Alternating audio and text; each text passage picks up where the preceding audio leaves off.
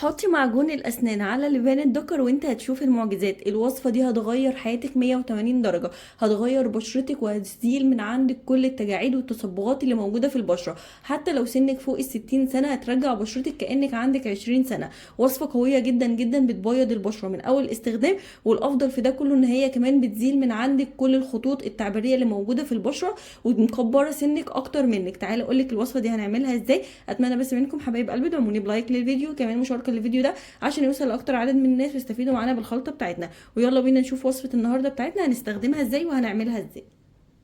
اول حاجه بقى يا حلوين هعملها، هبتدي ان انا اجيب معايا اي جزروله او اي حاجه بينفع ان احنا نحطها على النار بالشكل ده. اول مكون معايا انا هحتاج هنا لبان الدكر او حصى اللبان، وده طبعا موجود عند اي عطار، وده بيكون شكله تمام. في منه الكبير وفي منه الصغير ده، فالاتنين هينفعوا معاكي وهيدوكي نفس النتيجه. انا هبتدي ان انا اخد منه كده شويه زي معلقه صغيره بالشكل ده من لبان الدكر او حصى اللبان، تمام. او من دول الشويه اللي انا يعتبر اخدتهم يعني معلقه.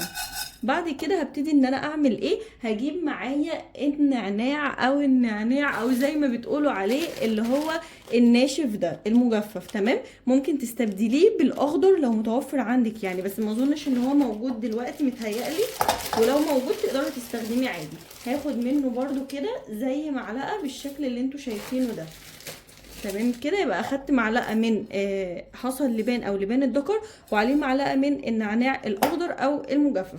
بعد كده هنزل عليهم بكوبايه من الميه بالشكل ده كده، تمام. وهبتدي ان انا اقلبهم وارفعهم دلوقتي على النار لحد ما يغلوا مع بعض لمده 3 دقايق على الاقل، بحيث ان انت تلاقي الميه لونها اتغير. يلا بينا نعملها وارجع اوريكم هنعمل ايه بقى في الوصفه بتاعت النهارده. ودلوقتي بقى يا حلوين بعد ما نزلته من على النار، بصوا استنيت لحد ما لون الميه اتغير تماما. هبتدي ان انا اجيب معايا كده اي بوله او اي طبق متوفر عندي، وهنبتدي ان احنا نصفي الخليط بسم الله. هو سخن جدا طبعا، خلوا بالكم اهو، تمام. بعد كده هبتدي ان انا طبعا زي ما انتم شايفين الخليط شكله عامل ازاي، لازم تاخدي اللون ده. عايزه اقول لكم ريحته كده ميكس ما بين لبان الدكر، ريحه لبان الدكر وما بين النعناع. هبتدي دلوقتي ان انا اعمل ايه، هجيب معايا بوله بالشكل ده، وهبتدي ان انا احط فيها اول حاجه معلقه كده كبيره من النشا او معلقتين او على حسب الكميه اللي انت هتستخدميها، سواء هتعملي الجسم كله منطقه معينه فبراحتك جدا. وهبتدي بقى ان انا اقول بسم الله، واخد كده من الخليط بتاعنا ونحط واحده واحده، بحيث ان احنا ايه يعني ما نخليهوش يكتل معانا. فهنقلب كده واحده واحده بالشكل ده اهو، بحيث ان هو يكون معايا عامل زي الكريم بالشكل ده،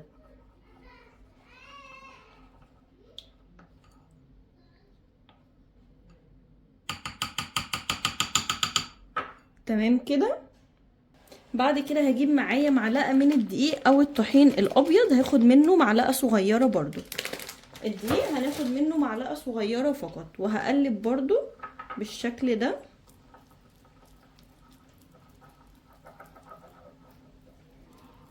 كل مكون تحطيه تقلبيه الاول عشان ما يحصلش معاكي اي تكتلات في الخلطه. طيب بعد كده يا حلوين هبتدي ان انا اجيب معايا معجون الاسنان اي نوع متوفر عندي، وهبتدي ان انا اخد منه معلقه صغيره.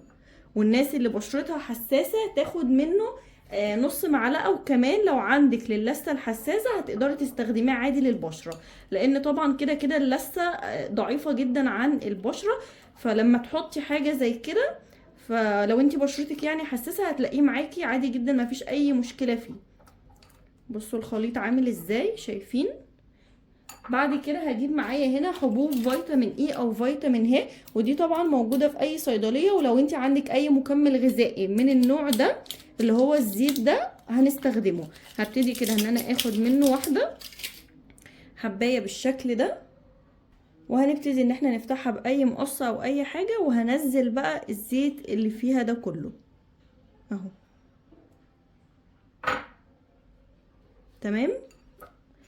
دي الكمية. هبتدي ان انا اقلبها بقى كويس قوي مع الخليط، وتفضلي تقلبي فيهم شوية بحيث ان انت تتأكدي ان هما اندمجوا مع بعض اهو.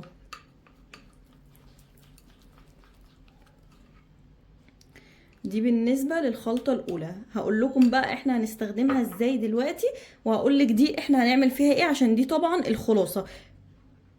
هبتدي بقى ان انا انزل كده بالخليط على البشرة، هتلاقيه ماسك معاكي وبيشد كمان معاكي، فهتبتدي ان انت تدهنيه بالشكل ده اهو.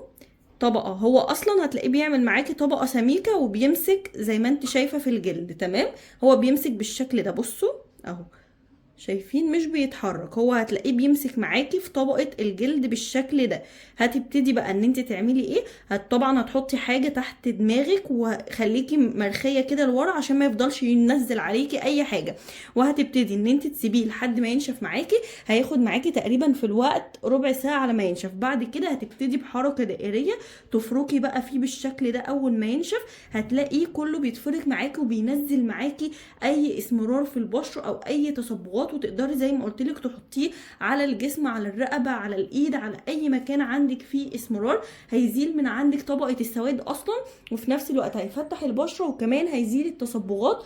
والناس طبعا اللي عندها تجاعيد في البشره مش عايزاكم تفركوا البشره جامد، بالراحه جدا جدا وبحركه دائريه وبعيد عن محيط العين، تبعدوا عن منطقه العين اصلا خالص، عشان الخلطه فيها معجون اسنان. الناس بقى اللي هي بشرتها حساسه قوي ما تحطش معجون اسنان خالص، تمام كده. دي بالنسبه للوصفه دي. تعالوا اقول لكم بقى الكنز ده احنا هنعمل فيه ايه. هغسل ايدي وارجع لكم.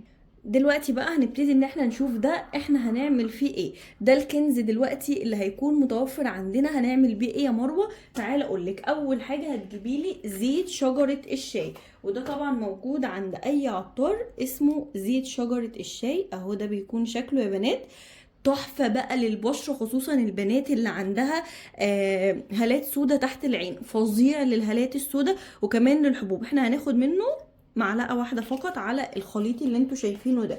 وهنبتدي ان احنا كمان تقدري لو انت عندك حبوب من فيتامين اي او فيتامين ه يعني هتفضي برضو حبايه، ما عندكيش يبقى مفيش اي مشكله. هنقلب الخليط ده كويس جدا جدا، ونبتدي نجيب اي بخاخه متوفره عندنا. البخاخه دي هتبتدي ان انت تحطي الخليط ده فيها وتسيبيه طبعا لحد ما يبرد تماما، يعني ما ينفعش ان احنا نحط على بشرتنا الخليط ده وهو سخن ابدا. بعد كده هتبتدي ان انت تحطيه في التلاجة، ويوميا اول ما تصحي من النوم ترشي على بشرتك بالكامل. شوفي بشرتك دي اصلا هتكون عامله زي بشره البيبيهات بالظبط، مش هتحتاجي تحطي لا فاونديشن ولا كريم اساس، ولا تحتاجي تحطي اي ميك اب نهائي بعد ما تعملي الخلطه دي، تمام كده. وتقدري تحتفظي بيها لمده اسبوع في التلاجة من غير ما يحصل لها اي حاجه. وما تنسوش طبعا ترطبوا بشرتكم كويس جدا بعد ما تعملوا الخلطه دي. اتمنى يا حلوين اكون قدرت افيدكم ولو بحاجه بسيطه. اي حد عنده استفسار عن الوصفتين اكتبوا لي في كومنت، وانا تحت امركم. اشوفكم باذن الله على خير في وصفه تانية، والسلام عليكم ورحمه الله وبركاته.